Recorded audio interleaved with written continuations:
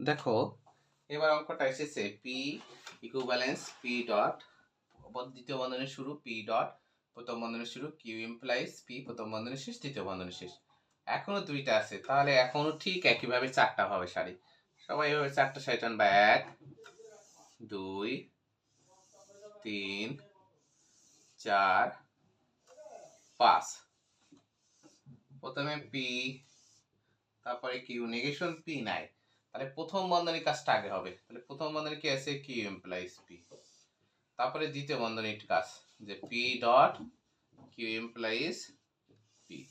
তারপরে এই সমস্তটার কাজ, সমস্তটা কি আছে, পি ইকুইভ্যালেন্স দ্বিতীয় বন্ধনীর শুরু P dot Q implies P, এই শেষ।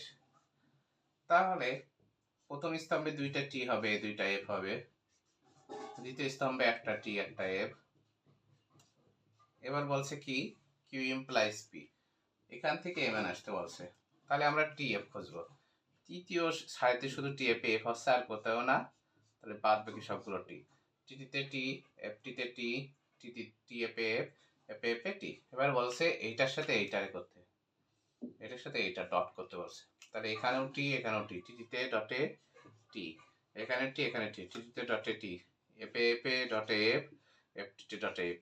আবার কি বলছে, এইটার সাথে এইটা করতে।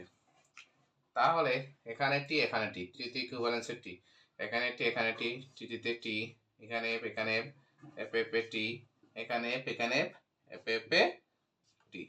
দেখো সবগুলো কিন্তু সত্য হয়েছে, তাহলে এটাও সমমান হয়েছে। তাহলে আবার আমরা লিখব বর্ণনা নির্ণয়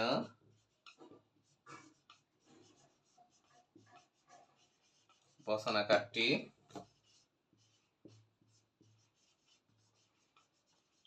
সমমান। বচনাকারটি যৌক্তিক ভাবে লিখতে হবে, যুক্তি ভাবে লিখলে ভালো হবে। এখানে বাদে যৌক্তিক ভাবে সমমান। আশা করি সবাই বুঝতে পারছো। এখন তোমাদের কাজ হবে এই ধরনের অঙ্ক যত বইতে আছে সবগুলো নিজেরা করবা, করে দেখবা যে আমার মতো হয়েছে কিনা। যদি না হয় আমার কাছে জিজ্ঞাসা করো, আমি সবগুলো তোমাদেরকে বলে দেবো, ঠিক আছে? আর সবাই ক্লাস করো এবং সুন্দর করে কাজ করো, আশা করি এ প্লাস পাবা, ঠিক আছে? ঈদের আগে কারোর কাছে পড়ার দরকার নেই, ঈদের পরে সিদ্ধান্ত নিও সব।